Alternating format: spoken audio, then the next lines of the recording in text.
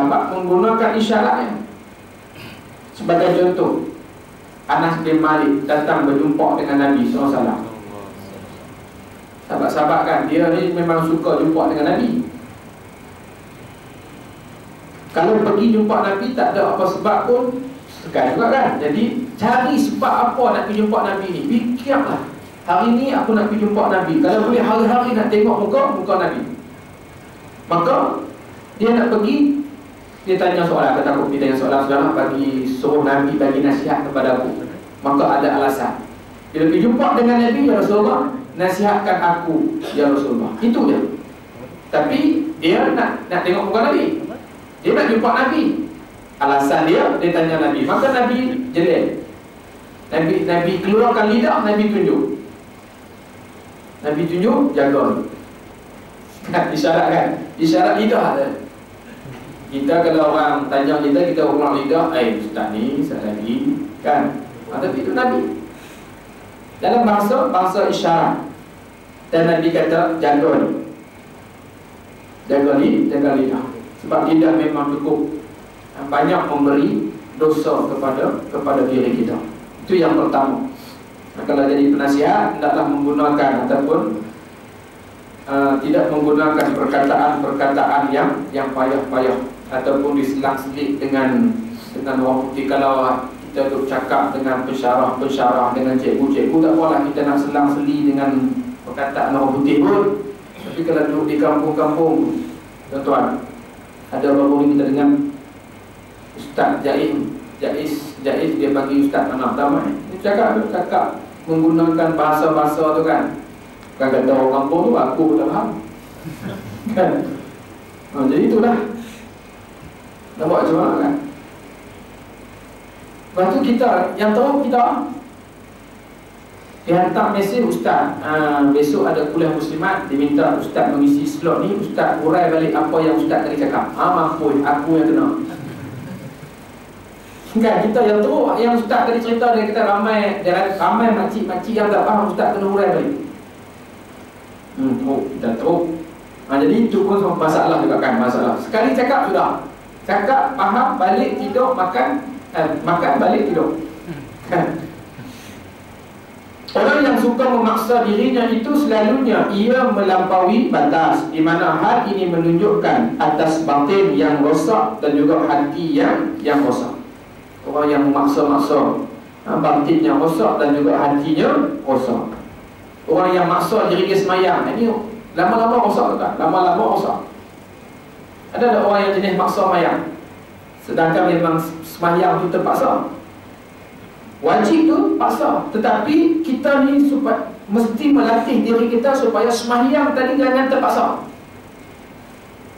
Orang yang memaksa diri, menderma dalam keadaan maksa tu, tabung 2 hari tu kan, tabung banjir tak hilang-hilang itu lagi.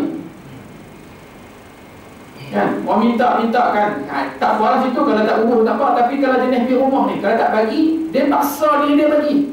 Bila dia paksa diri dia bagi, saat lagi hati dia akan berbicara, macam mana dia boleh jumpa rumah aku kan?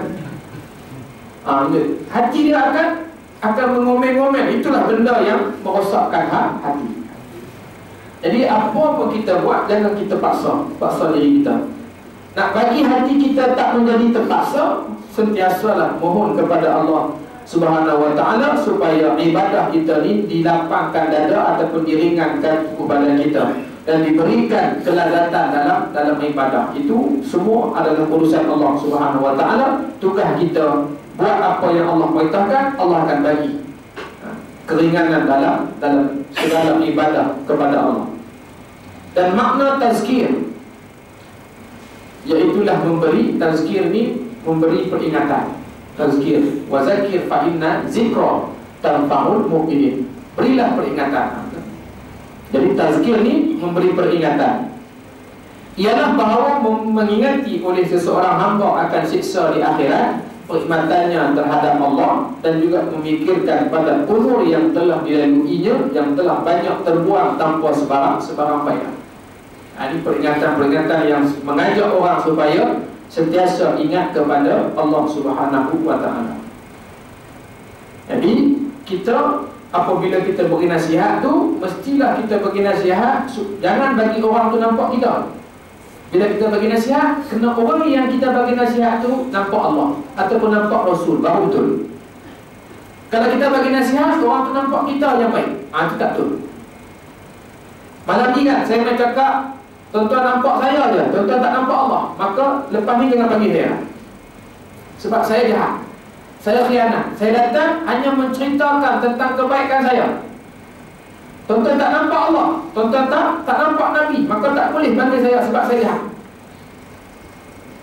Sebab tu ada orang yang buat baik, menampakkan diri dia, itu tanda tak ikhlas. Buat baik supaya kebaikan kita tu orang ingat Allah. Yang tu baru betul.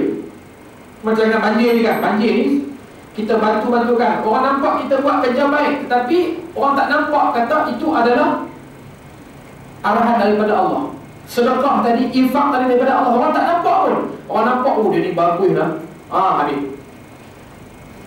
Betul, ini bahaya. Dalam hal kita memperingatkan orang, yang ni yang dipesan oleh guru-guru kami dulu, itu kata, kalau kita nak memperingatkan orang, jangan orang tu nampak kita. Ingatkan orang supaya orang tu nampak Allah, nampak Rasul sallallahu alaihi wasallam. Ingat Allah dan juga ingat Rasul. Itu baru betul. Kalau orang tak nampak Allah dan Rasul, bermakna kamu kena letak jawatan. Letak jawatan kan, jangan duduk nasihat orang. Sebab ada sesuatu yang tidak kena dalam hati kamu, kerana kamu membuat itu untuk mencari kebaikan pada diri kamu. Kamu tidak mengajak orang supaya kebaikan mereka mengingati Allah dan juga Rasul.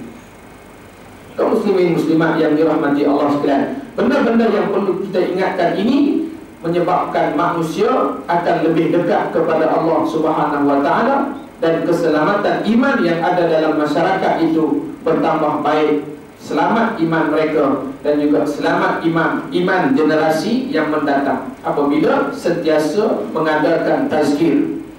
Sentiasa mengadakan tazkirah ni, selamat iman kita dan juga akan selamat generasi yang akan datang.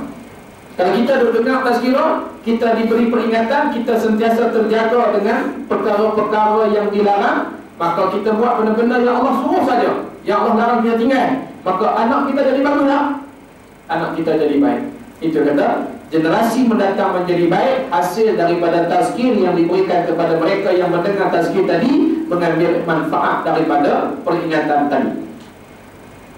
Maka ingatlah kamu, kata Imam Ghazali, kamu akan menghadapi malakul maut. Yang ini benda yang paling takut saya kan? Kamu akan menghadapi malakul maut, dan ketika itulah segala kerja buat kamu telah diberhentikan oleh Allah Subhanahu wa taala. Dalam bahasa mudahnya, kamu telah diletak jawatan oleh Allah. Mati itu kira kita tak ada jawatan apa, sembahyang pun tak payah dah, apa pun tak payah buat dah, mati.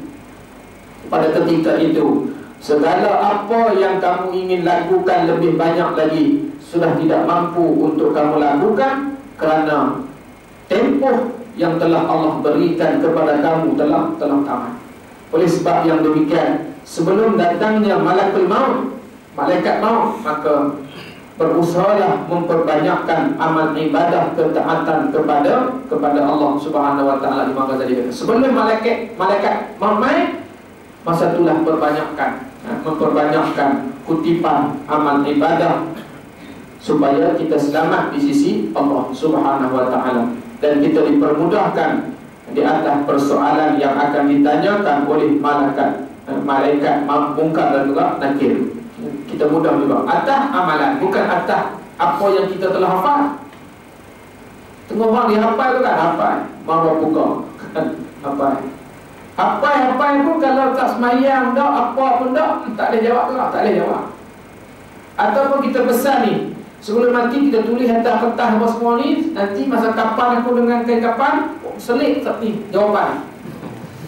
Selit dekat kain kapan tadi. Nanti aku nak baca, nak tengok, nak ulang kaji sebelum ditanya oleh muka dan nakir. Boleh? Tak boleh, apun lah, tak boleh.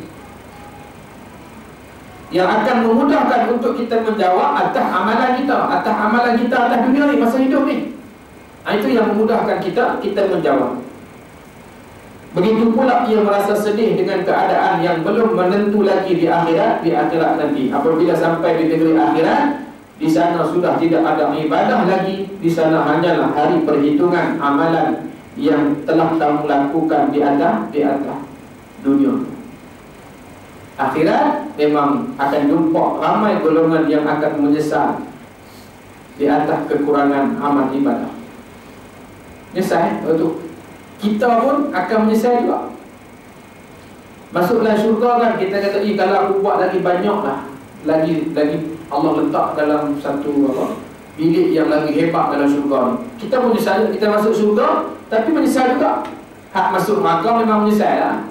Yang ni orang panggil teriak tak berlagu. Teriak tak berlagu dalam neraka. Baru nak teriak, baru nak nangis. Dulu masa atas dunia seronok, lompat sana lompat sini, K-pop main lompat. Kan? AJL kalau tengok, kuliah juga, AJL tengok juga. Orang Kelang tak tengok, tapi orang Kedah teruk. Kan? Selawat Nabi pun mereka buat, K-pop boleh kau panggil. Ini orang Kedah. Kuliah pun dengar, AJL pun tengok. Itu macam mana nak jadi ahli abid, ahli ibadah kan? Boleh jadi ya? AJL berapa jam? 3 jam. Oh, 3 jam kalau baca Quran boleh dekat 3 juz setengah. 3 juz setengah. Itu tak campur dengan apa ni? Maharaja Lawak Megawi. Allah, tak boleh jadi ahli ibadah kita. Tak boleh jadi. Kan? Jadi tuan-tuan muslimin muslimat yang dirahmati Allah sekalian, maka kita sambung di bulan hadapan insya-Allah peringatan daripada Imam Ghazali tentang perkara yang dilarang kita lakukan. 4 perkara yang perlu kita tinggalkan dalam diri kita ataupun dalam kehidupan kita. Yang pertama tadi, janganlah kita bertengkar. Janganlah kita seboleh-bolehnya lah, jangan bertengkar dengan seseorang atas apa jua masalah kecil ke masalah besar ke, jangan bertengkar. Yang kedua, hendaklah merasa takut apabila memberi peringatan kepada orang, sedangkan peringatan yang kita beri belum kita amalkan lagi. Jadi kita kena takut. Jadi nak peringat orang, mestilah perkara yang telah kita buat. InsyaAllah sama-sama kita diberikan pemahaman pada malam ini. Jadi sekadar itu saja pada malam ini perjumpaan kita. InsyaAllah tuan-tuan muslimin muslimat yang dirahmati Allah sekalian, moga-moga Allah sentiasa memberikan taufik dan hidayah kepada kita semua insyaAllah. Dan moga-moga juga apabila Allah panggil kita dalam keadaan kita bersedia ataupun kita sedang melakukan ketaatan kepada Allah, insyaAllah yang baik datang daripada Allah, yang tidak baik semuanya datang daripada kekurangan, kelanjuran ataupun kekurangan ilmu yang ada pada saya. Terima kasih atas perhatian tuan-tuan muslimin muslimat sekalian. Qul qawli hadza wa astaghfirullahal azim li wa lakum. Assalamualaikum warahmatullahi wabarakatuh. A'udzubillahi minasyaitonir rajim. Bismillahirrahmanirrahim. Allahumma rabbina billahi rabban bil islam dina wa bi Muhammadin nabiyyan wa rasula. Allahumma aftah alaina futuhal arifin warzuqna fahman nabiyyin bi jahi khatamil mursalin. Allahumma faqihna fid din wa 'allimna ta'wil wa hdina siratal mustaqim. Allahumma arinal haqqa haqqan warzuqna ittiba'ahu wa arinal batila batilan warzuqna ijtinabah. Ya Allah, ya Tuhan kami, tunjukkanlah kami yang benar itu adalah benar dan bimbingkanlah kami dalam melaksanakannya. Ya Allah, ya Tuhan kami, kau tunjukkanlah kami yang batil itu adalah batil, yang jahat itu adalah jahat, dan hindarkanlah kami daripada melakukannya. Allahumma zidna ilma warzuqna fahma. Ya Allah, ya Tuhan kami, kau tambahkanlah ilmu kepada kami dan berikanlah kami kefahaman akannya. Allahumma nawwirna binuri ilmin wa ab'idna nisyan. Ya Allah, cahayakanlah kami dengan cahaya ilmu dan jauhkanlah kami daripada sifat lupa. Allahumma rzuqna fahman nabiyyin. Ya Allah, berikanlah kami kefahaman seperti mana kefahaman para nabi. Allahumma ja'al jam'ana hadza jam'an marhuma wa tafarraqana min ba'dihi tafarruqan ma'suma. Sallallahu alaihi wasallam Muhammad wa ala alihi wa sahbihi wa baraka wa sallam. Walhamdulillahirabbil alamin.